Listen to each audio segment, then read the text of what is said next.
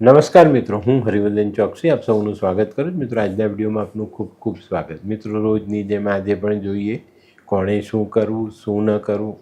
તારીખ 26/6/2026 શુક્રવાર. પહેલી રાશિ મેષ રાશિ. મેષ રાશિવાળાએ આજે શું કરવું? મેષ રાશિવાળાએ આજે તુલસીને જલ ચડાવવું જોઈએ અને ખડી સાકરનું દાન કરવું જોઈએ. શું નથી કરવાનું? માતા અથવા માતા જેવી સ્ત્રીઓનું અપમાન ન કરવું. આજના સહાયક દેવ માં લક્ષ્મી. વૃષભ રાશિવાળાએ આજે શું કરવું જોઈએ? વૃષભ રાશિવાળાએ આજે કોઈક વિધવા સ્ત્રીની સેવા કરવી જોઈએ. શું નથી કરવાનું? મિત્રો, આજે ગંદા મેલા ગેલા કપડાં પહેરવા નહીં. આજના સહાયક દેવ માં લક્ષ્મી ને માં સરસ્વતી. મિથુન રાશિવાળાએ આજે શું કરવું જોઈએ? મિથુન રાશિવાળાએ આજે લક્ષ્મીજીના મંદિરે જઈ માના દર્શન કરવા જોઈએ ને માને પંચામૃત ધરાવી ખાવું અને ખવડાવવું. શું નથી કરવાનું? મિત્રો, આજે ભોજનની થાળીમાં ભોજન એઠું રાખવું નહીં.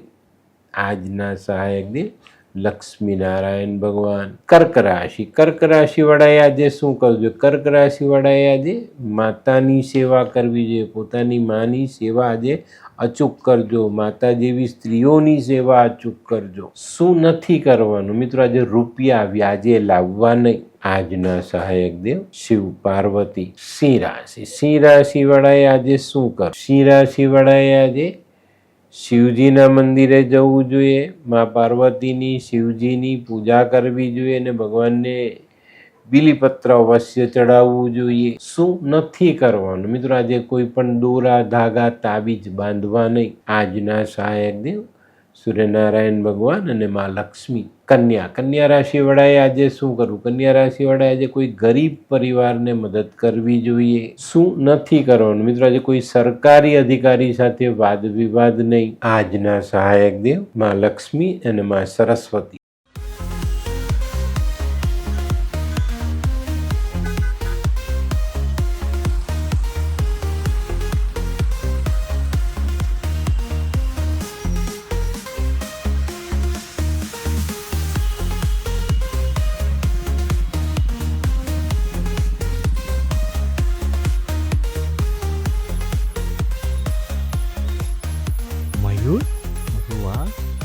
હાય મયુર. હાય, કેમ છે?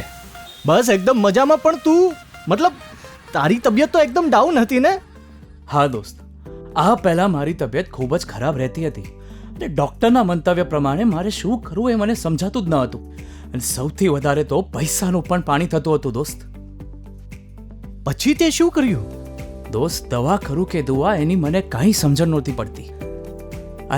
અને ત્યાર પછી મારા જિંદગીમાં લાલ કિતાબ જેવો એક જાદુઈ ચિરાગ આવી ગયો ને કે જેણે મારા જીવનમાંથી અંધકારને દૂર કરી નાખ્યો. અને એના સાયન્ટિફિક ઉપાયોથી આજે હું તારી સામે સ્વસ્થ થઈને ઊભો છું. અરે વાહ મારા દોસ્ત. ચાલ. શું માનવ જીવનમાં રોગ મહારોગ ક્યારે આવે એની જાણકારી લાલ કિતાબ દ્વારા મળી શકે છે? હા, જરૂરથી. 20 વર્ષ અગાઉથી આ રોગ મહારોગની જાણકારી મેળવી શકાય છે અને લાલ કિતાબના યોગ્ય ઉપયોગ દ્વારા તેમાંથી બચી પણ શકાય છે. તો બનાવી લો તમારી પોતાની લાલ કિતાબ. તુલા રાશિવાળાએ આજે શું કરવું જોઈએ? તુલા રાશિવાળાએ આજે સ્નાન કરવાના પાણીમાં દહીંનું પાણી અથવા 1 ચમચી દહીં નાખીને સ્નાન કરવું જોઈએ. શું નથી કરવાનું? મિત્રો, આજે કોઈ મુશ્કેલી આવે તો ગભરાતા નહીં. આજના સહાયક દેવ માં લક્ષ્મી અને ભગવાન વિષ્ણુ. વૃશ્ચિક રાશિવાળાએ આજે શું કરવું? વૃશ્ચિક રાશિવાળાએ આજે એક સફેદ રૂમાલ સાથે રાખીને દિવસની શરૂઆત કરવી જોઈએ. શું નથી કરવાનું? મિત્રો, આજે જૂનું વાહન ખરીદીને ઘરે લાવવું નહીં. આજના સહાયક દેવ હનુમાનજી.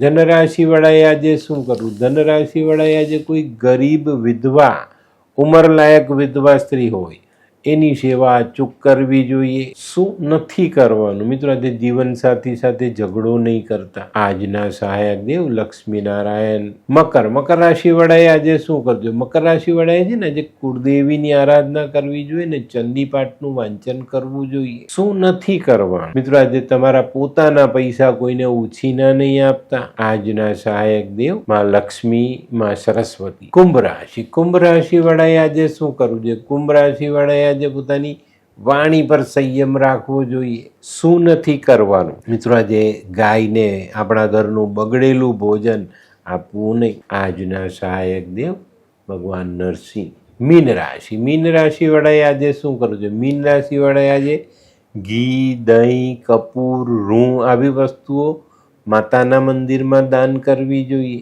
શું નથી કરવાનું? મિત્રો, આજે શરાબનું સેવન બિલકુલ નહીં કરતા. આજના સહાયક દેવ ભગવાન વિષ્ણુ ને માં લક્ષ્મી. તો મિત્રો, આ તો તમારા માટે આજના દિવસે કોણે શું કરવું, શું ન કરવું તેનું જ્ઞાન. તો આજનો વિડીયો ગમ્યો તો લાઈક કરો, શેર કરો, યુટ્યુબ જોનારા શેર કરે અને સબસ્ક્રાઈબ કરે.